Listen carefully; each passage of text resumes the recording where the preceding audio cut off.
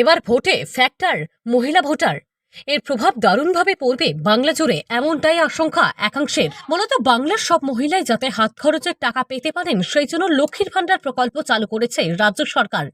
ইতিমধ্যে লক্ষ্মীর ভান্ডার প্রকল্পে ভাতা 500 টাকা বাড়ানো হয়েছে, যার ফলে 1000 টাকা করে পাচ্ছেন মহিলারা। অন্যদিকে জনজাতি মহিলাদের জন্য ভাতা বাড়িয়ে করা হয়েছে 1200 টাকা। লক্ষ্মীর ভান্ডার প্রকল্পে ভাতা বাড়ানোয় দারুণ খুশি কিছু মহিলা। এতে রাজ্যের শাসক দলে আসার আলো প্রচারেও লক্ষ্মীর ভান্ডারকেই অগ্রাধিকার লক্ষ্য করা যাচ্ছে। ভোট, এই ভোটে মহিলাদের ভূমিকা কি রয়েছে, সাধারণ ঘরের মহিলারা কি বলছে, তাদের আশা প্রত্যাশা কি রয়েছে, আমরা সে বিষয়ে কথা বলবো মহিলাদের সঙ্গে। লক্ষ্মীর ভাঁড় পেয়ে আমরা খুবই উপকার পেয়েছি। সংসারেও লাগাচ্ছি, ছেলে মেয়েদের বই খাতাও কিনছে, আবার ছেলে মেয়েদের পড়ার মাইনেও দেওয়া হচ্ছে, এদিকে সংসারও কিছু লাগলে দেওয়া হচ্ছে, নিজেদের সাজগোজও কিছু লাগছে কিনতে, গ্যাস তোলা হচ্ছে, রান্না করতে পারছি না গরমে গ্যাস তোলা হচ্ছে, এই সুবিধা দিয়েছে, সুবিধাটা হচ্ছে। হ্যাঁ, একটু সুরক্ষা হয়েছে। এখানে জয় বিজয় থাকবে। মহিলাদেরকে যেভাবে রাজ্য সরকার সুরক্ষা দিয়ে আসছেন সেভাবে এই যে আজ সুরক্ষিত, সেই সুরক্ষা যেন আরো বর্ধিত হয়, এটুকুই একজন সাধারণ মানুষ হিসেবে আজকে আমার কামনা। আমরা চাইছি যে আমরা রাস্তায় বেরোলে যেন আমরা সম্মানের সঙ্গে বেরোতে পারি। আমরা চাইছি যে আমাদের ইজ্জতটা চাই, আমরা যেন রাস্তায় বেরোই সম্মান যেন চাই। হ্যাঁ, তৃণমূলই রাখুক কি বিজেপি রাখুক, যেই রাখুক, আমাদের যেন আমরা রাস্তায় বেরোলে আমরা সম্মানটা পাই।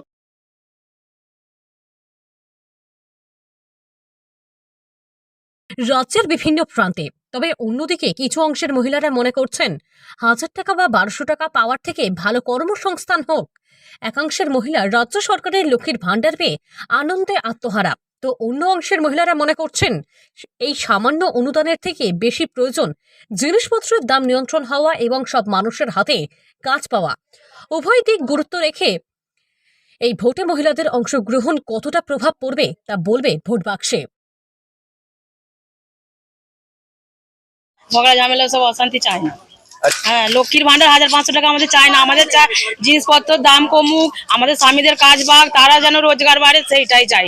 আমার জিনিসপত্র কিনতে পারছি না, এত দাম হয়ে যাচ্ছে, ওসব আমরা চাই না। লক্ষ্মীর ভান্ডার আমরা খুশি নয়। কি করে চালাবে জিনিসপত্র এত দাম হলে? লক্ষ্মী ভান্ডারে আমাদের কোনো দরকার নেই, জিনিসপত্রের দাম কম হয়। আর নারীদের এই অত্যাচার, এই সম্মান, নারীদের যেন সম্মান দিতে শিখুক। ভয় লাগবে তো অবশ্যই। মেয়েরা যে স্কুলে যাচ্ছে, মায়েদের কত চিন্তা হচ্ছে যে আমার মেয়েটাই বাইরে বেরোচ্ছে, ঠিক মতো ঘরে আসবে কি না আসবে, মায়েদের সব থেকে বেশি চিন্তা হচ্ছে ঠিক মতো ফিরবে কি। এইটা আমাদের সরকারের কাছে বিনোদন, সবাই যেন নারী জাতকে সম্মান করতেছে। সন্দেশখালী দেখে তো মাথা আপনি গরম হয়ে যাচ্ছে, সন্দেশখালী যা এ দেখছি তো।